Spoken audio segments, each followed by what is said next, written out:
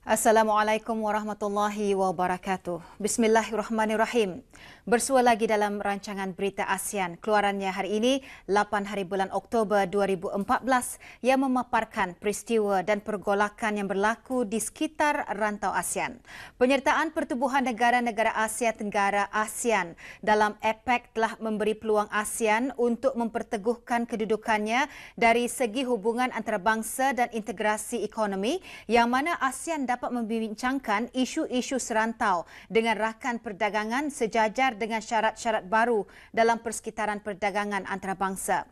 Berita ASEAN malam ini kita mulakan dengan penyertaan negara ke-1 antarabangsa Kuala Lumpur sempena Hari Kemerdekaan Malaysia ke-57 dan Tahun Melawat Malaysia 2014. 70 peserta dari 9 buah negara ASEAN yang sedang mengikuti projek pengayaan bahasa Inggeris Brunei Amerika Syarikat bagi ASEAN selama 7 minggu meninjau secara lebih dekat ke daerah Tutong. Bahan-bahan berita ASEAN lain termasuk Institut Pendidikan Guru Batu Lintang Kuching Sarawak menyimpan nilai sejarah Perang Dunia Kedua, manakala seni silat pusaka cekak Hanafi merupakan antara seni bela diri yang menjadi pilihan wanita di Sabah. Bersama Haji Omar Haji Abdul Rahman untuk mengikuti laporannya.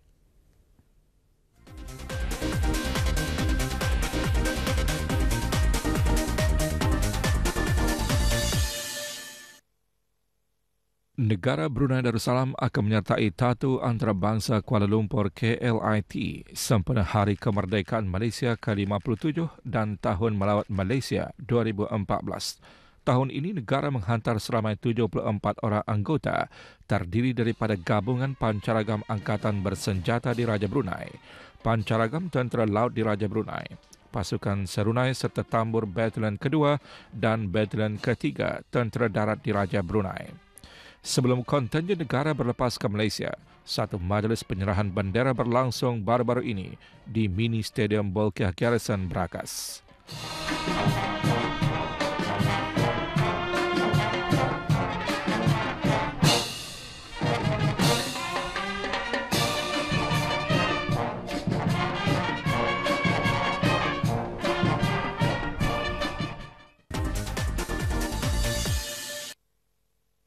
Kira-kira 70 peserta terdiri dari kalangan pegawai diplomatik, pegawai kanan, pensyarah dan guru dari 9 buah negara ASEAN yang sedang mengikuti projek pengayaan bahasa Inggeris Brunei Amerika Syarikat bagi ASEAN selama 7 minggu membuat lawatan ke Jabatan Daerah Tutong. Ketibaan para peserta dialu-alukan oleh pegawai daerah Tutong, Awang Wardi bin Haji Muhammad Ali. Para peserta diberi taklimat mengenai struktur dan fungsi jabatan serta aspirasinya menjadikan Tutong sebagai sebuah daerah destinasi melalui perkembangan satu kampung satu produk termasuk perkhidmatan dan tempat-tempat menarik yang diusahakan oleh Majlis Perundingan Mukim dan Kampung di daerah ini. Para pelawat juga meninjau galeri 1K1P yang berfungsi sebagai pusat informasi bagi menyalurkan maklumat dalam promosi produk-produk perekonomian dan perkhidmatan yang terdapat di setiap kampung di daerah ini.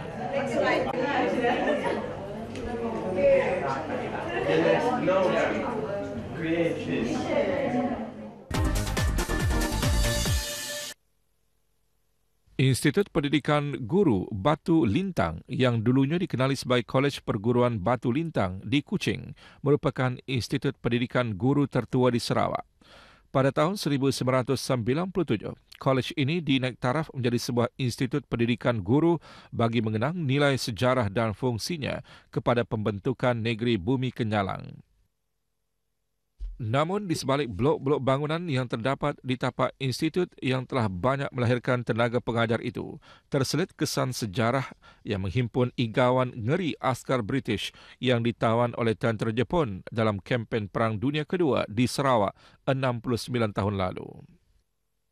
Dalam tempoh 1942 hingga 1945, lebih 3,000 tawanan perang tentera British telah dipenjarakan di kawasan seluas lebih 23 hektar ini, menandakan kekalahan tentera British dalam tempoh yang singkat itu. They are split into various camps They don't stay together. They got separated into various camps. Menurut pengurusi Yayasan Pelancongan Warisan Sarawak Lim Kian Ho, nilai sejarah yang terdapat di tapak peninggalan tentera Jepun ini merupakan kapsul masa yang masih utuh bagi tatapan umum. Ini kerana usaha Jepun bukan sahaja telah menjadikan Sarawak sebagai lokasi yang penuh bersejarah, tetapi juga antara lokasi pengembangan ilmu terawal di negara ini. Di bawah pemerintahan Komandan Jepun ketika itu, Major General Hiroi Yamamura, kesemua tahanan tentera British diasingkan mengikut kelas pangkat dan peranan masing-masing, namun tidak dibenarkan berkomunikasi dalam kelompok yang besar. Perut mereka ditekan. So this is what we call like macam apa? Satu penyiksaan yang teramat sangatlah. Pegawai Museum IPG Batu Lintang pula menceritakan sekiranya ditangkap, empayar yang terkenal dengan penderaan tahanan perangnya akan menyiksa tahanan-tahanan ini dengan pelbagai bentuk penyiksaan. Askar-askar dari Australia, British di Sabah dan Sarawak, dan juga askar Belanda. Penderaan dan tekanan oleh tentera Jepun itu memaksa tentera British mencari satu kaedah bagi memenuhi masa tahanan dengan mengadakan aktiviti pengajian bawah tanah atau underground university.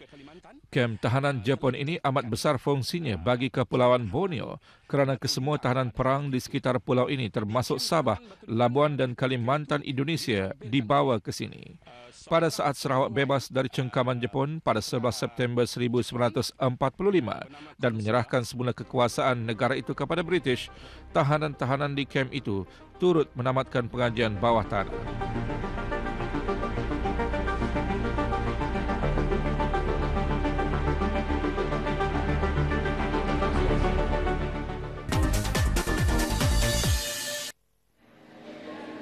Selain undang-undang, wanita juga boleh melindungi diri sendiri menerusi penglibatan dalam seni mempertahankan diri. Bagi wanita yang bergiat aktif dalam seni bela diri ini, faktor keselamatan, kesihatan dan pembentukan disiplin diri merupakan pendorong utama. Ancaman jenayah merupakan faktor utama golongan wanita melibatkan diri dalam seni mempertahankan diri. Rompak memang sangat sesuai lah, fleksibel dan bila kita belajar, silibus dia pun sangat boleh dipraktikkan lah untuk kaum wanita. Untuk golongan wanita, sebab kita adalah satu golongan yang sangat terancam di luar, mungkin dengan belajar silat ni kita akan dapat mempertahankan diri. Kita bukan saja daripada segi mempertahankan diri, daripada segi kesihatan. Seni silat pusaka cekak Hanapi merupakan antara seni bela diri yang menjadi pilihan wanita di Sabah. Sejak bertapak 20 tahun lalu di negeri ini, Persatuan Silat Cekak Hanafi kini mempunyai 15,000 ahli yang kebanyakannya wanita dengan 26 pusat latihan. Silat ni kita tidak guna sepakan tinggi. Bermaknanya untuk wanita yang selalu pakai baju kurung, mereka merasa silat ini amat praktikal bagi mereka untuk digunakan mempertahankan diri. Selain pertahanan diri, ilmu bela diri juga dapat menyamai disiplin diri yang tinggi, meningkatkan keyakinan dan memupuk semangat cintakan budaya. Misalnya negara-negara maju seperti Jepun, China dan Korea, rakyatnya masih menekankan budaya seni bela diri sebagai keutamaan.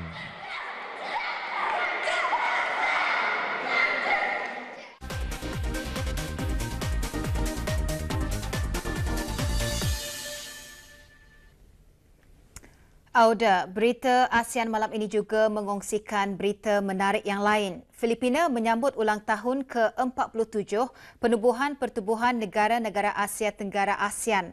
Manakala Museum Cham di Bandar Tengah Da Nang yang masih kekal dalam senarai 10 teratas museum paling popular di Vietnam akan menyambut ulang tahun ke-100 penubuhannya tahun depan. Dalam perkembangan lain, Thailand akan segera menangani isu pengemis kanak-kanak asing di negara itu. Manakala Laos mengadakan mini marathon sempena ulang tahun ke-47 penubuhan ASEAN dan ulang tahun ke-17 penyertaan Laos ke dalam ASEAN. Teruskan untuk mengikuti berita ASEAN dan laporannya bersama Haji Omar Haji Abdul Rahman.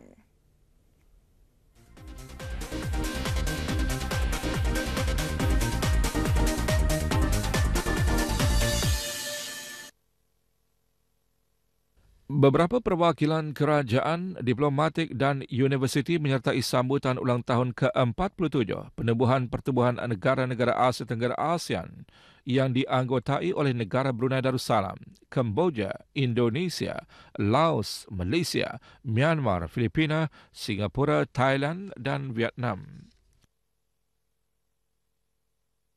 Ke arah integrasi ASEAN 2015 yang hanya tinggal beberapa bulan sahaja lagi, Filipina perlu bersaing dalam arena antarabangsa dan terus mencari jalan untuk menggalakkan kesedaran mengenai satu komuniti ASEAN kepada rakyatnya. Kerajaan Filipina juga positif bahawa integrasi ASEAN akan membawa negara itu kepada peningkatan yang lebih baik, terutama sekarang mengenai kadar daya saing antarabangsa dan kemudahan bagi menjalankan perniagaan. Well, ASEAN is one of the venues for achieving a peaceful and diplomatic settlement of all the maritime entitlement claims. That's why President Aquino has taken the lead to promote the fleshing out of the Code of Conduct. Museum Cham di Bandar Tengah Da Nang akan menyambut ulang tahun ke-100 penubuhannya tahun depan. Museum ini masih kekal dalam senarai 10 teratas museum paling popular di Vietnam. Bagaimanapun selepas seabad kewujudannya, museum ini menghadapi kemerosotan. Pemeliharaan dan pengubahsuaian museum ini kini menimbulkan persoalan besar. Kebanyakan bangunan di Museum Cham dibina dalam tempoh yang agak lama. Ada yang sudah berusia 100 tahun. Bangunan tambahan kepada bangunan asal dibina mengikut reka bentuk asal. Bagaimanapun, bahagian dalaman bangunan ini masih tidak konsisten. Ada yang sudah rosak sekaligus mengganggu operasi museum. Paradoks antara pemeliharaan dan pembangunan bukan lagi satu teka-teki baru. Dalam kes Museum Cham, paradoks wujud antara permintaan untuk mengekalkan seni bina asal dan keperluan semasa ke atas bangunan ini. Pengubahsuaian sebelumnya berdasarkan struktur semasa. Bermula dari pertengahan tahun ini, Bandar Da Nang telah mengumpul idea-idea dari dalam dan luar negara untuk mengubahsuai museum ini. Bagaimanapun, idea ini menerima tentangan dari para pakar kerana pengubahsuaian museum tidak perlu berdasarkan perkembangan semasa tetapi lebih menjurus kepada seni bina asal.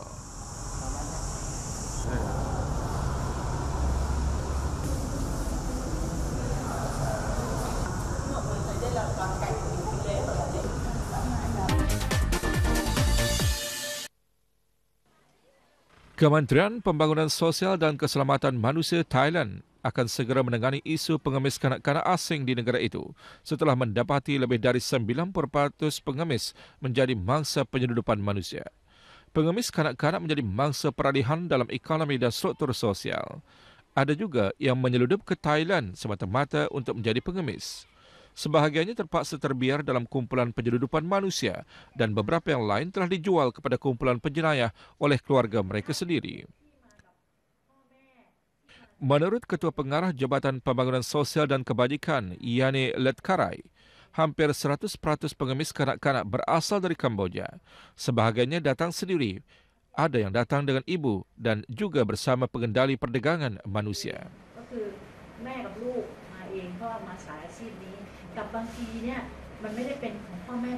Ketika ini, kementerian berkenaan aktif berusaha untuk membasmi pengemis kanak-kanak di negara itu. Ia menggabungkan sumber-sumber dengan agensi-agensi berkaitan untuk mengumpul belia malang ini di bawah penjagaan mereka. Para pegawai berkenaan akan memulihkan mereka dari segi fizikal dan mental. Tetapi, jika pengemis adalah warga Thailand yang tidak mempunyai pekerjaan dan secara sukarela memilih untuk menjadi peminta sedekah, kementerian tersebut akan menyerahkan individu-individu berkenaan kepada keluarga masing-masing. Tetapi bagi pengemis asing yang menjadi mangsa pemerdagangan manusia, mereka akan dimasukkan ke dalam kumpulan kanak-kanak, wanita, lelaki dan wanita mengandung dan menyerahkan mereka ke bahagian-bahagian tertentu. Pihak berkuasa Thailand telah mengambil langkah untuk menghapuskan pengendali penyeludupan manusia di samping menyediakan sokongan dan perlindungan kepada para mangsa. Pihak berkuasa setempat juga berusaha untuk meningkatkan kesedaran mengenai isu tersebut kepada orang ramai dan menggesa penduduk Thailand supaya tidak memberi wang kepada pengemis tetapi sebaliknya memaklumkannya kepada pihak yang berkenaan.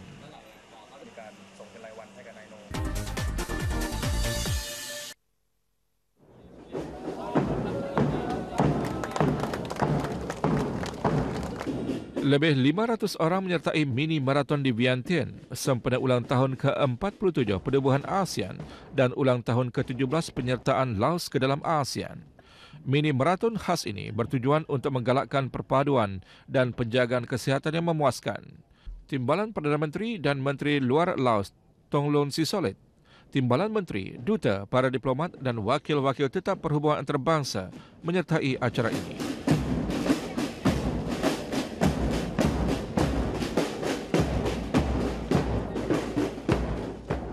Mini maraton sejauh 1 km bermula dan berakhir di Taman Patuse melalui Jalan Istana Presiden. Acara sampingan juga diadakan seperti sesi soal jawab mengenai ASEAN dan persembahan untuk komuniti ASEAN. Laos menganggotai ASEAN pada tahun 1997. Tahun depan, Laos juga menyertai komuniti ekonomi ASEAN, manakala pada tahun 2016 Laos akan mempengerusikan ASEAN. Setiap tahun, negara-negara anggota mengadakan pelbagai aktiviti sempena penubuhan ASEAN.